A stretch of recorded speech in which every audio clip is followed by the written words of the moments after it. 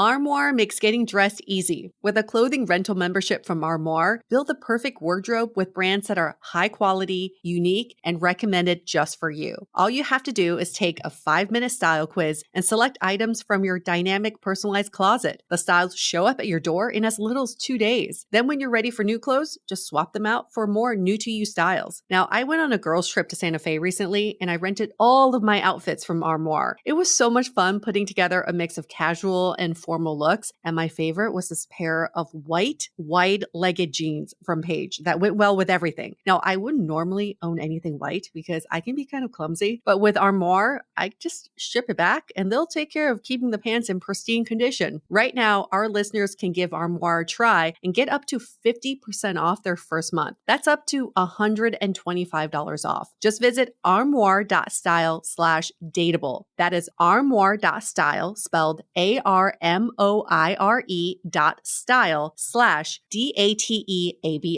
to get up to 50% off your first month and never worry about what to wear again. Try Armoire today. Could your daily routine be full of hormone disruptors? There are more than 1,000 hormone disruptors living rent-free in our environment right now. In our food, our water, the air we breathe, the clothes we wear, our skincare, they all mess with our hormones. The good news is we don't have to suffer through it anymore because now we have Hormone Harmony, a formula made only with herbal ingredients that are shown to reduce hormonal symptoms of women of all ages. Since I've been using Hormone Harmony, I have felt more balanced, and other women feel the same way. The biggest benefit, they say, is feeling like myself again. That's what women mention over and over in their reviews, and there are over 30,000 reviews for Hormone Harmony. For a limited time, you can get 15% off your entire first order at happymammoth.com. Just use the code DATEABLE at checkout. That's happymammoth.com and use the code DATEABLE for 15% off today.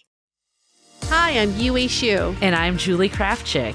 We're active daters turned dating insiders. Here to dive into everything modern dating and relationships. Welcome to Dateable.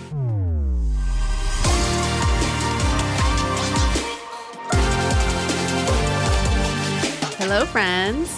Welcome back to season 20. Here we are. And we've arrived. We're all grown up. 20's a big one. I wonder if we do this for like 100 seasons. We're just going to be like, welcome back to 100, season 111. We are now 80 years old and still talking about dating. If we are still doing this when we're 80, I mean, obviously, I would hope we would have an evolution slightly, but... Yeah, the apps. Yeah. The apps. It's not going to be the apps. It's going to be like time travel or some weird... Right. Or like the apps are installed in our brains and we're swiping with our eyes. We're like, look to the left or look to the right. Just AI. We're just... We're not even physically dating. Yeah. Okay, this is a good reminder for everyone to appreciate where we are right now. No shit. No shit. It could be worse. No, we can't let it get that way, which is why everyone must read How to Be Dateable and share it with a friend so we don't go down this dark path. That just really creeped me out. It seemed like an episode of Black Mirror that would come out and everybody would be like, yeah, that's not too far from the truth, actually. Well, I'm really glad this never came to fruition. Do you remember when VR was all the rage? Yes. And everyone was virtual reality and everyone was talking about like how your avatar would date another avatar. Yeah. And it would be a time efficiency. And I was like, that's terrible. Like, I'm all for technology. But that to me is too far. VR has tried to take off maybe 5 times in the last 15 years, and it just never really stuck. It's weird. I even thought this last time around, I was like, maybe I'll buy some properties in the metaverse because I want to buy a house next to Snoop Dogg and maybe it'll like, I don't know, maybe it'll be a good investment. And then everyone's like, yeah, let's buy stuff in the metaverse. And then now nobody talks about the metaverse. So. Oh, goodness. But shifting gears, we're excited to talk about, a big theme that really came out of writing the book. And I think universally, one of the things that we really thought about of like what we learned from this podcast and what we learned from our own dating lives and watching the people that really like made dating work for them, that it was this feeling of taking control of your dating life and putting yourself in the driver's seat. And like, what does that actually mean? And I think a big piece of it is not being afraid to scare away the wrong people. Because so much of dating, it's not just attracting, that of course is a piece of it, but it's also filtering out the wrong people. Yes. And we tend to think the more people we attract, the better. Yes. But it doesn't necessarily mean we're attracting the right people. So I actually think part of the whole filtering process is try to get as many people out as possible, the wrong people out. Otherwise, they're just occupying your space, your time, your energy. I mean, when I look back to my dating life, like the things I wish I could do differently was to not spend time on the wrong people. And, you know, that wasn't even just filling up my calendar with dates. And I think that can get really exhausting. So that's like another reason to filter. But I think for me, it was really like investing in the wrong people and not feeling like I wanted to like do anything to rock the boat and say the wrong things and, you know, kind of just be like, I don't want to scare this person off because, you know, it feels so rare to find this chemistry. And I just stayed with these people that were giving me kind of the crumbs. And to me, though, it felt like, oh my God, this could be something. And I really got ahead of myself a lot of times, the dreamer in me. And then why did you feel this way? Because we've been taught for so long that there's certain things we shouldn't talk about or ask for or actions that we shouldn't take because we would scare away people. I mean, I still remember all the Cosmo articles that were like, these are topics not to be discussed on a first date. Yes. Make sure that you don't let yourself get too silly on a date, or make sure that you don't bring up commitment too early in a relationship. All to what? To keep around the wrong people who don't want a commitment, who don't want to see the real you. That's what we've been taught, especially as women. All of those articles were around about how to keep men around by not scaring them away.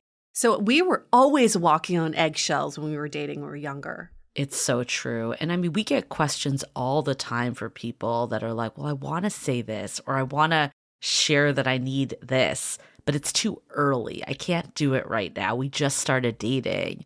And our take is like, this is actually the perfect time to be saying this, because think about it. If you suppress everything for months and months while you're in the dating stage, then you do get into a relationship. And then all of a sudden, all these like needs come out. And then the person's like, whoa, I didn't know that this was a criteria of being in a relationship with you. So you're either like going to continue to repress by not sharing at that point, or it's going to come to a halt because you realize that you two can't meet each other's needs. A lot of couples, after 6 months of dating, will fight about something that happened before they committed. And people bring shit up all the time from, well, you've been selfish. Because remember, like on our third date, you picked this place and you didn't ask for if I want to go to this place. It's like, even though we're brushing it under the rug, it still resurfaces later when you get into a committed relationship and you basically have no choice but to reveal the real you. And for us to be like front loading all of this, to be like, oh no, I'm just going to not talk about it or say this, all to get into a relationship that will eventually fail because of all the things that you've been hiding, doesn't make any sense. We've been working on everything backwards. That's what we're saying, kind of like scare them away in the beginning so you can avoid having this terrible relationship with them later. I mean, that was a huge pivotal point for me, was like I was always like kind of like monitoring what texts I sent and when I sent them, if I did it too much or responded too quickly, like all of that. It was like so exhausting thinking about that. Just releasing that alone, it just made dating a lot easier. But a big piece too is like, okay, I want to be with someone I can just text whenever. Yes. So why am I like holding this back in the early stages? And that doesn't mean like you bombard them with like 100 text messages or you're an asshole. Like we're not saying like scare them away, like try to do all the jerk don't be moves. A douche. We're not saying that. We're saying like be yourself. And if that scares them away, it's not the right person for you. I still remember the times where I didn't have to work as hard to keep someone was when I just didn't have a fear of losing them. And I hate saying that because it's like we should always be like, I value this person, I value their time. But I guess my fear of losing them wasn't around, oh, am I good enough? It was like, if you don't think I'm the right fit, then I'm going to lose them, and that's okay. And I still remember there was a guy I was dating like for such a short amount of time, but I was already seeing someone else. And I remember just being really honest with him, like, I have been seeing someone else before you, and that relationship may be getting a little bit more serious. And this guy's like, hey, I like you, and I'm along for the ride, and thank you for being honest with me. And this is not going to drive me away. I still want to see where this goes. And I still was like, oh my God, that didn't scare him away. Yeah. That didn't drive him away. Well, and confidence. It's still like, that's sexy. Yeah. Right. It's like, I'm telling you the truth. If you're not down for that, then you have the option to move away. I'm assuming this was like early on. Yes. It wasn't like months and months had gone by. Like, I think there's a difference too in early dating. Yes. I think where he was coming from was, okay, I don't fully know where this is going with me and you, and then you and that other person. Right. But if we're the right fit for each other, you'll also see that. And I'm down to just, see where this goes. And I think what you were saying about like that feeling of like losing them, it's again, not to say that they're like disposable or like they're not someone you want to hold on to. But the reality is if you text someone something and your word choice is enough for them to bounce, like that isn't the right person for you. No. And we see this all the time. Like I remember you were saying like you'd have friends like send you the text, just send to this person. And then they're not even getting an authentic version of you. They're basically dating you, Yue, if you're the one writing the text. Yes, we edit the shit out of our words when we're digital. I just remember thinking about this one text to send to some guy just trying to confirm a date. And I think I went through like 60 iterations of like, should I be more demanding? Should I be like, hey, we're still on for tomorrow? Oh my or like, God. Hey, just so checking if we're still on for tomorrow. Or being like, hey, I have my friend asked me to go out tomorrow night. If we're still not... If we don't have plans anymore, I'm just going to say yes to my friend. God. I went through 60 iterations and I remember just being like, wow, I just wasted probably an hour or two of my life that I could have been spending elsewhere, all just trying to ask the simple question, are we still on for tomorrow? It's crazy too, because if the person liked you, it didn't matter which way. Of course, again, if you're like an asshole and saying stuff, that's different. Hey, fucker. Yeah. We're still on for tomorrow, right? Yeah, we're not like saying to test someone. I think that's the difference with scare them away. It's not test them, but it's be yourself. And yeah, like this is what kills me with dating apps too and opening lines and all that. If someone thinks you're attractive and interesting, it doesn't matter what you say. You just need to get the convo going, or in your case, you need to confirm the date and move on. See them. Yeah, it can be so simple. I always think about the movie How to Lose a Guy in 10 Days. Yeah. Because if you think about it, it is exactly what proves this point. She's trying to get rid of him, right? Yeah. She's trying to lose Matthew McConaughey. But his bet is that he gets to be with her. So if someone like him is so committed to being with you, everything she did, he tried to turn it into something charming. He's like, oh, that's really cute, that weird thing she just did. Or like, she's being a little moody, but that's okay. That's just who she is, because he was committed to making it work. That's what that means. If someone likes you and if someone chooses to be with you, obviously not to this extreme, then everything you do, they will see it as a part of you, not because it's a weakness or it's a fault in you. I feel like drained even when we're talking about this right now. I know, same. Same, because it brings me back to all the times that I had to hold back. But anyways, we're excited to get into it with this episode because we want to go into like why, we touched on some of them, but like, why do we feel like we are so afraid to scare away the wrong people?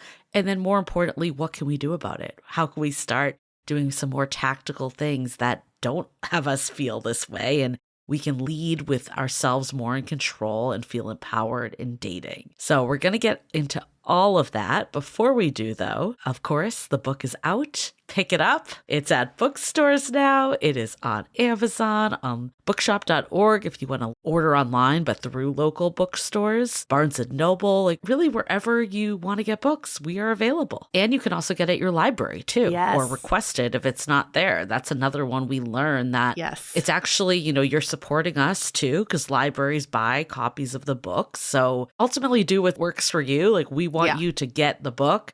An audiobook, all of it. It's all available. My favorite is getting the audiobook from the library and then buying a copy to keep. That's a really good idea, actually. So get both. That's what we're saying. Just get both. And then at Dateable Podcast, that's where you can find us on Instagram. That's probably our most active social, but I guess TikTok's back. So fuck me. We're like, oh my God, are we going to have? Fuck me. I was like, I'm so happy TikTok is gone. And then it's back. It was gone for 40 minutes? Oh my God. I almost feel like it was just like a ploy to be like, I got it back. Anyways. I know. But I know you can't download it right now. Oh, you can't? Okay. Yeah. If you deleted it, you can't re-download. So something's thank God. Who knows by the time this airs what will be going on. We are doing this like a week in advance. So you're right. Who knows? Something changes every day. You can still find us there. We don't have quite the following, but also YouTube. You get to see us on video and what our backgrounds are. I have to say, teal's my favorite color. I have my teal mug. If you can see the video, you'll appreciate all the colors I have. Yeah, teal you're ring. You're bringing it. You're bringing the teal. I'm really Yui's whole house is teal now. It really is. It honestly is. Yes. It was so funny. Like, shout out to Lou. We've had him on the podcast before. He is my house cleaner and former porn star that we had on our podcast. And he actually took this How to Be Dateable sign and he replaced another poster that's up, like hanging in the house. And I was like, oh, that's so sweet. But I kind of do need it for like the background of recording. So I'm going to move it back. Oh, he moved that one behind he you took back, elsewhere. Took off this other one. He's like, we don't need that. This is way better. Like, oh my someday God. It will be in the hallway of the home. I love that he's rearranging your house. Yeah, he's like, this is a more important poster for you to have up. He probably thinks it's so random to have that poster right there. He probably thought you were like waiting to hang it up. Because if you could see this on video, it makes sense for a video. But if you just saw it in real space, it's like it's just a poster on her drawer. Yeah. So bootleg. One day we'll have a good setup. Anyways. I think it's beautiful. Or maybe not. We're just doing it. We're just rolling with it. I just have a book on a whiteboard. Well, UA has a unique situation right now. Yeah, it's an internet situation. But I think this is fine. You get to see the real book. It's working, yeah. But also, we did originally turn her old channel into this new channel. Yes. So if you really want to dig up some of the archives, I don't know. Oh, it's so good. Because it's like from 15 years ago. And then I have, I guess, followers on YouTube who've been with me since, the beginning of Ask Miss Singlefied was the name of my channel. Yeah. And some guy that commented a few months ago was like, she's really aged. And I'm like, yeah, fucker. Like it's been 20 years. Yeah, it's been like, I was in my 20s when I started this channel. I'm in my mid 40s now. Yes, I've aged. And then I was like, and guess what? You've also aged, fucker. Right. It's not like overnight, all of a sudden. Yeah. It's like, look at the timestamp of that video 15 years ago, Yeah. Like, thank you. Thank you for pointing out the obvious. But yes. It's fun for me sometimes to watch the videos when they come up, like when someone comments, because I'm like, oh my God, you've grown so much in your opinion. Not even just like you as a person, but like your opinions on things. And some of it was just the times of dating advice. But yeah. It's hilarious that people still comment on these older videos. How to date a Chinese girl. Yes, that one gets a lot. I'm like, oh my God, really?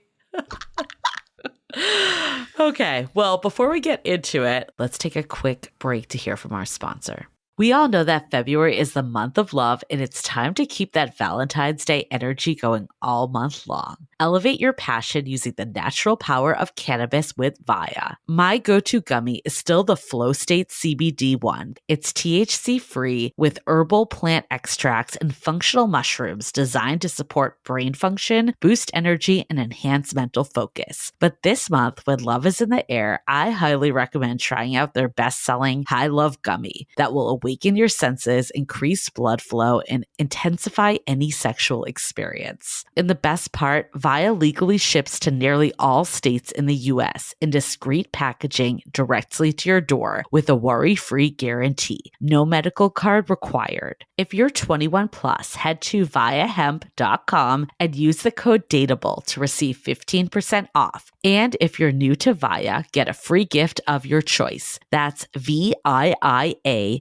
hemp.com and use the code DATEABLE at checkout. After you purchase, they ask where you heard about them. Please support our show and tell them we sent you. This month of love, elevate your love life with Via. Let's be honest, we all stress about our relationship sometimes, right? But what if those thoughts take over your life and you feel this deep need to do something about them? Maybe this drives you to constantly check for signs that your relationship's okay, ask for reassurance from your partner or loved ones, or compare your relationship to others. These can be signs of relationship OCD, a type of obsessive compulsive disorder that focuses on your relationships. Now, not every therapist understands OCD or is qualified to treat it effectively, which can make it difficult to find the right kind of help. And that's where NoCD comes in. With NoCD, you can do virtual therapy with a licensed therapist who specializes in treating all types of OCD. They can teach you how to set those fears and doubts aside so that you can enjoy your relationship and your life. To find out more about therapy with NoCD, go to nocd.com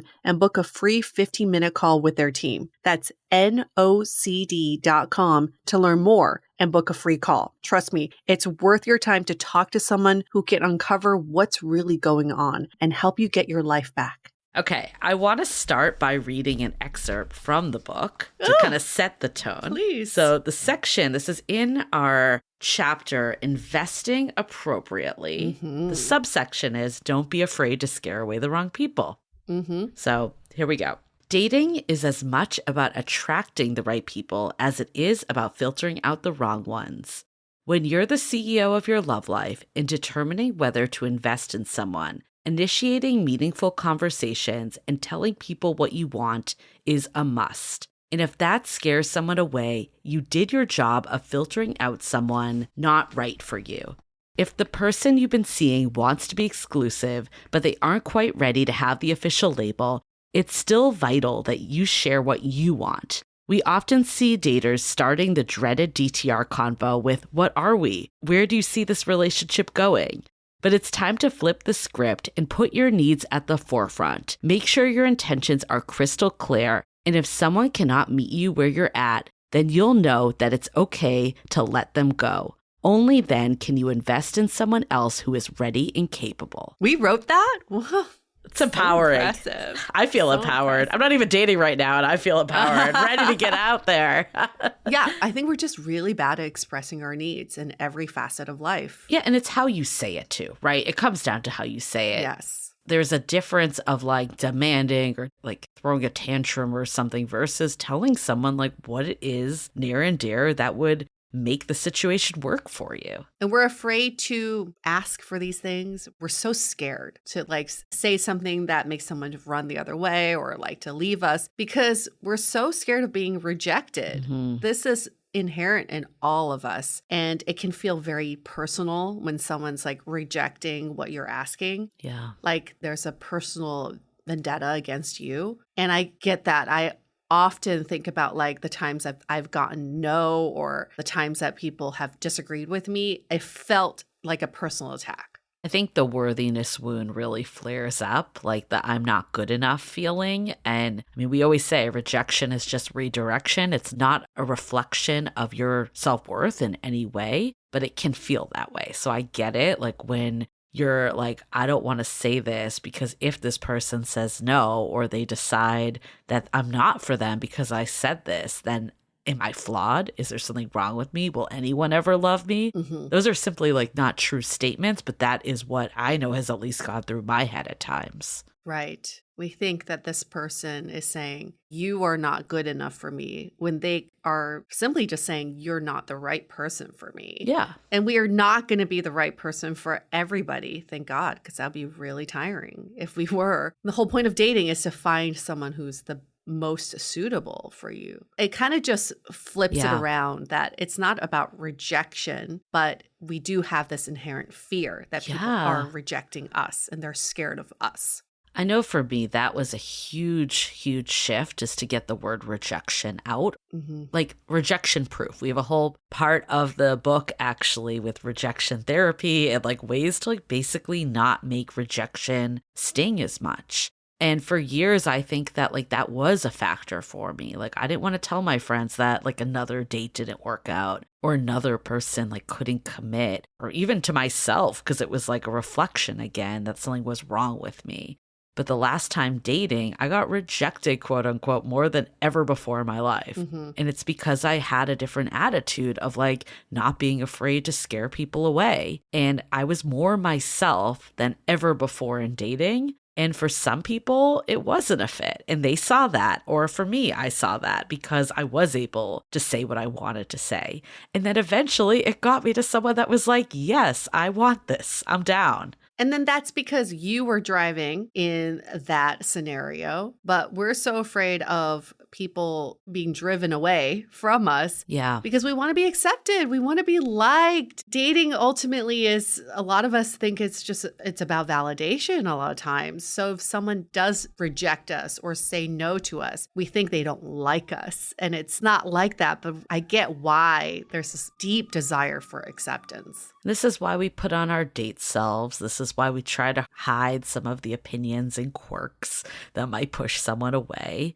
This is why we could sometimes become dating chameleons, just blending in and being like, yeah, I love that indie band that I've never heard of, but you keep talking about, so I'm just going to pretend that I really like them too, and I'm into the same thing as you are. But eventually it's going to come out that like you're a huge Taylor Swift fan or something. Like, why not just say that? I still remember there was this time I matched with this guy who was really into camping. We were texting before we met up, and he was like, oh, so are you into camping too? And I was like, oh my God, I love camping, obsessed. I try to go as much as I can. He's like, cool, me too. And so we met up for our first date. He showed up in his camping gear because he was on his way to camping. And I had this visceral reaction of like, I don't want this. Like, this is not the life I want. I was going to say, you are not someone I would associate camping with. I think glamping is fun. I think camping like once in a blue moon is fun. Just like if I'm on mushrooms or something. But it was definitely not a weekend activity. But for him, it was like a weekend activity. Right. And I remember him just being like, oh, what kind of camping gear do you have? Like, do you have any recommendations for this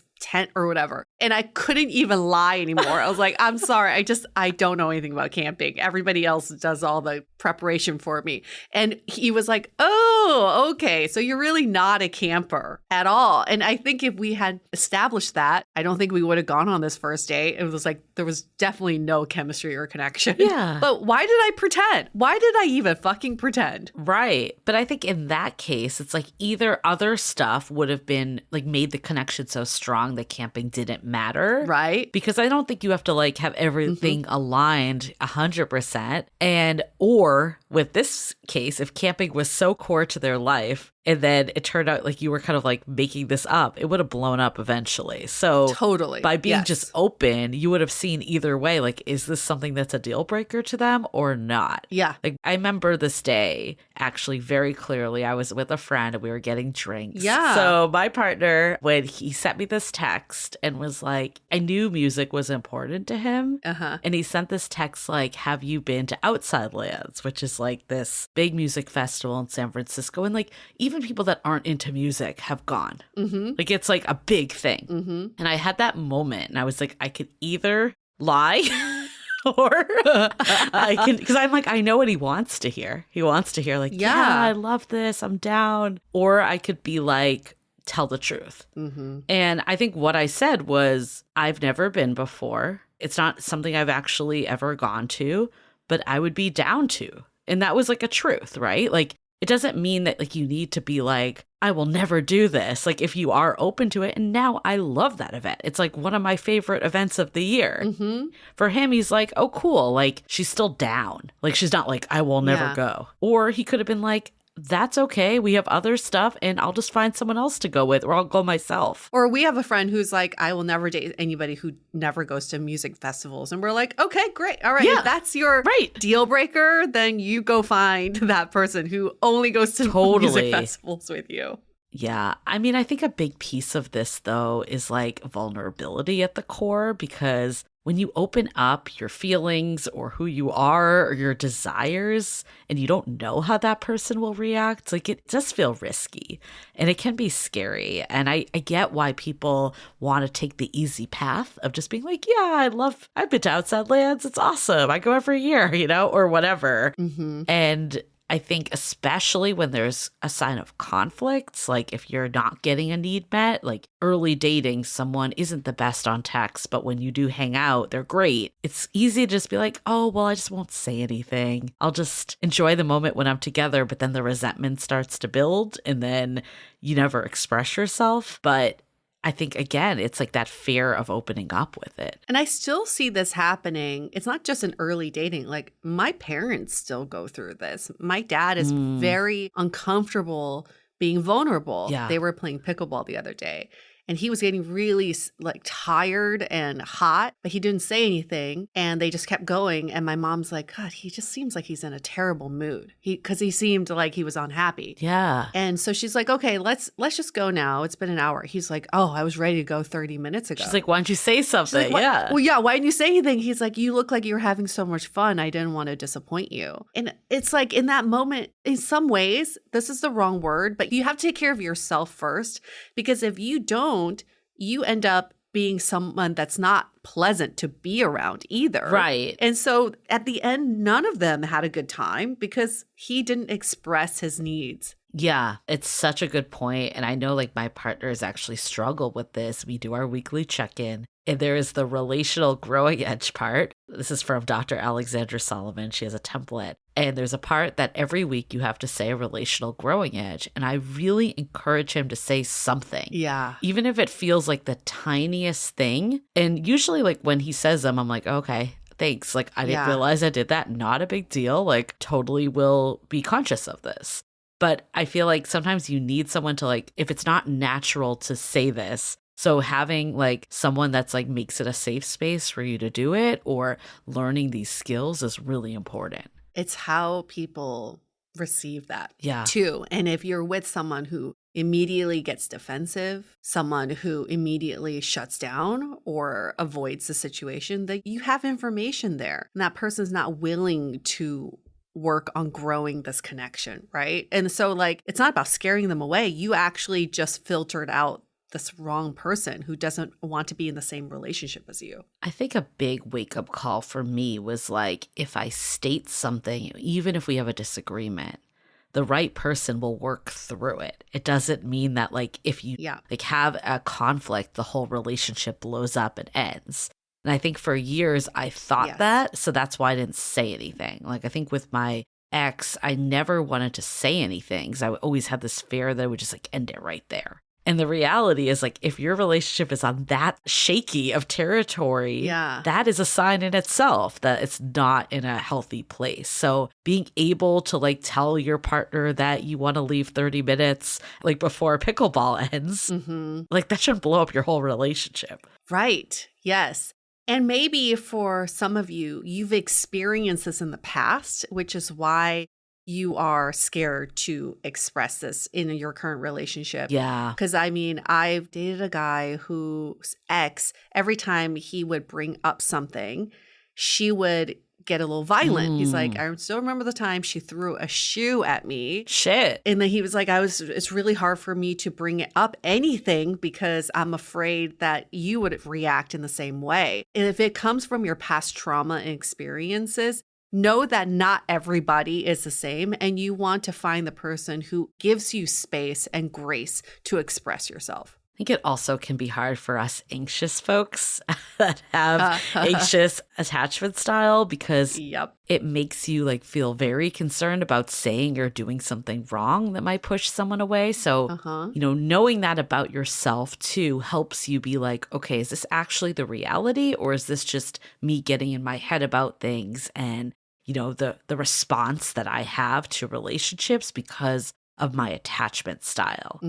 I know for me, for years, like it would be because I didn't have a hold on that. Like I would be like overthinking, and it kind of reminds me of like what you were talking about at the beginning of like, how many ways can I send this text? When you're in that mode, it's a lot of that is driven because you just feel overall anxiety about the situation. And speaking of overthinking, we tend to overthink so much, especially in early dating. We overthink how we're coming off, that first impression we're making. What is the identity we're presenting? I want to be cool. Like that was always my thing. I want to be the cool girl. What would the cool girl say? And now I think I'm old enough to realize I'm not that cool in early dating. I just can't be that cool. I can't be that like, whatever, chill. Yeah, it's cool. That's not me. And I got to shed that identity because it was never authentically me to begin with. I just remember when we did Exit Interview, which is our offshoot podcast for anyone that hasn't listened, when we had Pylon on. And she was like type A to the core. And she's like, I'm just trying to be chill. And we're like, you're not a chill person. And that's okay. Like people though can feel when you're trying to be chill, when you're really type A and not chill at all. This is the problem with a lot of dating advice is that you're trying to encompass everybody. Yeah. But there is no overarching advice for everybody. Everybody's different. So for someone to be like, oh, if you're having anxiety in dating, then just chill. Like, take on a hobby. Just be cool about it. That might apply to some people. But then to other people, it's like it's so against who they are to the core that it becomes performative. That's what builds resentment. Well, I just remember you with your adult coloring book, like instead of texting the person and just being like, I'm just going to say what I want to say, you're like forcing yourself to do this hobby the whole time thinking about what was going on. I will never look at another adult coloring book the same way. Like, why the fuck did I do that? But in the Pylon example, she needs someone that appreciates the type A personality. Yes. Why suppress who you are? For someone, again, you'll be either doing that for the long haul, which is exhausting. Yes. Or your true nature will come out eventually and they'll be like, whoa, this is not the person I signed up for. And that doesn't really serve anyone. That's such a good point because we all have a friend or two who may be a little difficult. Yes. We all know someone in our friend circle. We do. Who's a little difficult. Don't you sometimes wonder, like, how does their partner stand, like, being with them all the time? But they're able to find a match because that partner embraces the difficult parts of this person. And they see it as a good thing. Like an asset. Yes. I have a friend who is completely type A, who is so anal, who I can only handle like a few hours at a time, And I have one also. And everybody who meets her, they're like, how? Like, how does anybody spend a ton of time with her? 'Cause she's a lot. But her partner, who she lives with, they've been together for over 10 years. Loves her. And he's super chill. Like, yes, it's always that combo too. Super calm. And I remember her even being like, how do you stand me sometimes? Because I can't even stand myself. And he's like, I've just learned to really love it. Yes. I've just learned to love all of you, especially the parts of you that other people find off-putting. And I think that goes back to like unrealistic expectations in society, just like feeling like there's this ideal version of who you need to be and that you need to fit a specific mold, but that's just not realistic. And we need to just crush that and be like, how do I lean into who I am and bring out the best sides of that? Like we can discover with our archetypes too. And again, attract the right people and let the wrong people go. Get them out of your universe because they're taking up space. And if they take up space, it doesn't leave much room for that right person. I'm still to this day so thankful that I got rid of that guy that was like right before my partner. Yes. Because I've told this story a few times, but I'll say it one more time in an abbreviated way. But there was this guy that I was super into, and we were trying to set up a date. Like, we hadn't actually met yet, but it was just over COVID. So it was a lot of virtual. It was intense. It was like on. And on paper, again, had a lot of commonalities. It seemed like someone, I started to get ahead of myself with it. And then, of course, when I came back, he couldn't find like an hour to get together. And this was someone that was like, I'm going to pick you up at the airport, like hot and heavy. Yeah. The old me would have been like hanging on to this initial feeling and trying to make it work, trying to find the time to meet the guy and like really pushing to do it myself and being type A about it. But the new me was like, I want someone that prioritizes me. If this guy can't even find an hour to meet up, then what am I doing here? Like, why am I even talking to this person further? And I said something to him, and it wasn't, again, in a mean or confrontational way. I was just like, hey, like, I am looking for someone that, is really ready to prioritize a relationship and make the time to meet up. And if that's not you right now, all good, but I'm going to go like find that person. Yeah.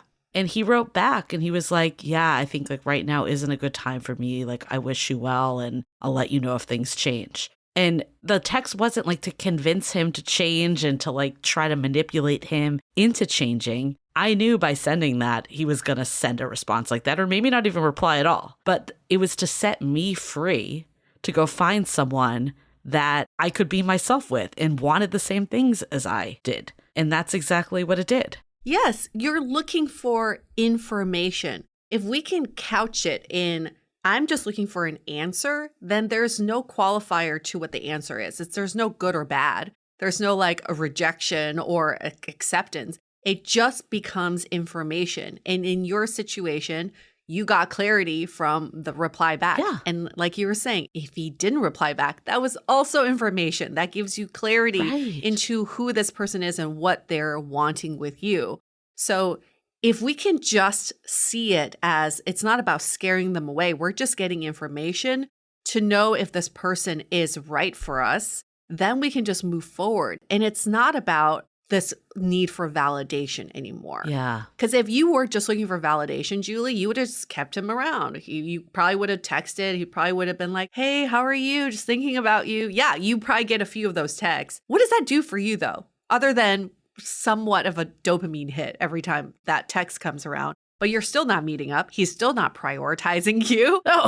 There is no need for that validation. Just remember, like the validation trap we've talked about many times before. All it's doing for you is keeping you away from the right person. And I think it's like, yeah, maybe you get the dopamine hit, but you also get a lot of anxiety also mixed in and other stuff. Yes. The dopamine spikes. Yeah. And then you've got to come down from that. Right. Because there's no follow-up. You're just going to be disappointed. Yeah. I want to keep going on like how do we release this and then what to do next. But before we do, let's take a quick break to hear from our sponsor. I've been getting so many compliments lately on my wardrobe, and that's because it looks so damn luxurious. But the secret is that while I like luxury items, I can't always afford them until I discovered Quince. Quince is my go-to for luxury essentials at affordable price because who doesn't love the good things in life? Quince offers a range of high-quality items at prices within reach, like 100% Mongolian cashmere sweaters from $50, washable silk tops and dresses, organic cotton sweaters, and 14-karat gold jewelry. I've been pairing my cashmere oversized crew neck sweater with their wool straight leg pants, and I legit look stylish for once. The best part of all is that Quince items are priced 50 to 80% less than similar brands. So give yourself the luxury you deserve with Quince. Go to quince.com/dateable for free shipping on your order and 365-day returns. That's QUINCE.com/dateable to get free shipping and 365-day returns. Quince.com/dateable.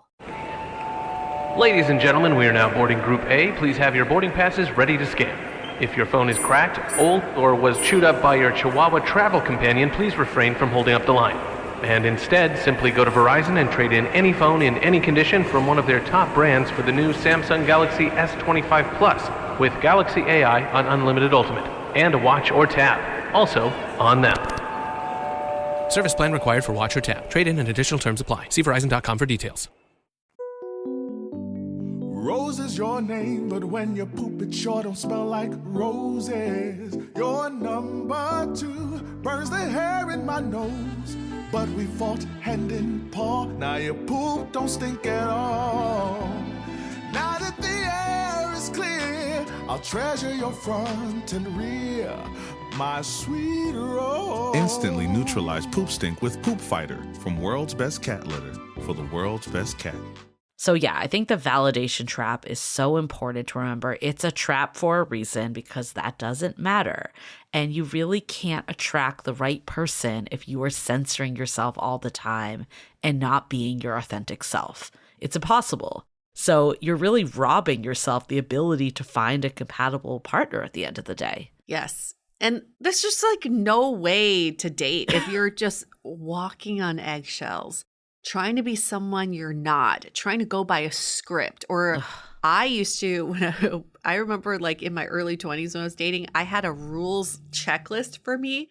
It was, my friend and I did it. We wrote it down. It was like, wait 2 days to text back. Give 1 word answers in text. And so every time we would look at each other, like if we had to send a text or whatever, we're like, okay, let's go through the checklist. Oh my God, how tiring. Can you imagine being like that in a relationship? I was like 22. But the fact that you were still in your 20s, that wasn't like 12, you know? Right. And she and I would check each other. We're like, oh, you waited only a day. Oh my God. This is why. And I think even if it's not that extreme, like I think even if you're just like withholding a text or withholding any information, then you are playing relationship chicken ultimately. Yeah. And you're not, putting yourself out there. And I think also like saying what you want and what you need in a relationship, like if you are withholding any of that, then you're walking on eggshells. Yes. And that's no way you want to carry on a relationship. This concept of relationship chicken is so core to what we preach. It's like, if you want to be in a relationship, in dating, don't you want to engage in the same behaviors as you would in a relationship? Why do the opposite? Yeah. Trying to be someone you're not just so you can be in a relationship with someone. Right. It doesn't make any sense. So can we start dating in a way that actually is going towards a relationship and not trying to be the first one to not express your feelings? Right. In a healthy relationship, you would tell someone that you like them. You would tell someone that you love them. We're not saying tell someone you love them on the first date, but you could say you had a good time with them. Like it can be in those areas. We feel like we need to withhold a lot of this stuff to have the upper hand a lot of times. Mm-hmm. Or even to like say, I want this in a relationship, or this is important to me. You need to give someone that roadmap too. Yeah. And by putting all that out, if they really feel like I actually can't do this, then again, it's better to scare them away earlier so you can find the person that can, and you're not always like in this uphill battle trying to like convince someone to love you the way that you need to be loved. And it gives you integrity in dating. If you are putting yourself out there and you're strong in where you stand, then people respect you. People end up putting you in a different tier of daters because they're like, okay, I need to be more intentional in the way I speak to this person, or I need to be more intentional about my actions. If you just let things play out and you never stand up for yourself, this is where people get commoditized. This is when people become disposable. Yeah. Because the respect, the integrity is gone. That's such a good point, too. Because I think when people feel like, it's like psychology. It's like they'll do as much as they think they have to do. Yes. Or they'll treat you the way that they feel like they can kind of get away with. So if they know that you're just like, oh yeah, I can commit, like I'm down, I'm flexible, I'll be available. Like if you ask me out like a couple hours before you want to go out or a day before you want to go out, then it makes it that like they can get away with whatever and kind of treat you as like a last minute option. Yes. So if you like, show that you actually have a life, you have things that are important to you, you have your own needs, you have like your own way of being, then they'll be like, oh, I actually like need to step it up if I want to be with this person. And if they decide they don't want to step it up, that's okay. Yeah. Then you get your information. Can I give you a really stupid example? Yes, just go with me for a second. You hate this. I love this. I love Facebook Marketplace. And I know a lot of people don't like it. But I actually think it's the best social experiment ever. Because I know everybody complains about how flaky people are on Marketplace. You list something for sale and someone's like, is it available? Can I come get it like today or tomorrow? You're like, yeah, come get it. And then they ghost you or whatever. So what I end up doing is like, oh, I'm going to apply some of the same principles. Like, I love this. I shouldn't be scared to scare away the wrong buyers. So I always set parameters. Someone's like, is this available? Can I come get it today? Like, please let me know by 2 when you're coming to get it, because there are a few other people interested. If I don't hear from you by 2, I am selling it to someone else, or I am relisting this. And I swear I have like a 95% success rate with this, because it's not every time people buy, but they end up telling me if they're not coming. And that's the only information I need, because then I can move on. Oh my God. I love this example so much. It has so many parallels to dating, because the reason why I hate it is that I'm like, yeah, just text me when you're free. Yeah. Like, come on over. And it's draining and nothing ever happens and people flake. But for you, you're basically being the empowered dater and dating with yourself at the forefront, or selling stuff on Marketplace with yourself at the forefront. Yeah, because it's like everybody can be like, hey, I'm interested in you. Yeah. Hey, you're cute. I'm interested in you. But then it's like, do you actually want to get to know me? And that's the next step. And if they really want to get to know you, they'll set a time. Yeah. They'll set a place. They'll show up with their Venmo ready. You know, like they'll be prepped. But if they're just seeing if you're like also kind of interested in them back, and then they have no intentions of actually meeting up with you or purchasing, then get the fuck out of here. Stop my God, I love that. I love that example. And I think like first and foremost that like you need to know your own needs. Yeah. Because like if you don't even know what they are, like how do you set up a parameter in the first place? And again, I think needs and boundaries get like a bad rap, like the actual words. And I don't think you need to be like, my need is this or my boundary is this. Like you can just say without saying. But I think the step one, I mean, in our book, we have a whole exercise about finding your dating North Star. And what this is taking the why are you dating, plus your 3 core needs. And we have a list of like common needs in dating and relationships. So that will serve as like a starting point. But we also have an exercise that we have that you can even do right now without the book. But it's really thinking about like, what is that number one thing that irks you in dating? Yes. And how do you turn that into a core need? Like for me, it was when I didn't know if I was going to like hear from this person again, or, you know, if they were going to ask me on another date, like when I had a great date with them.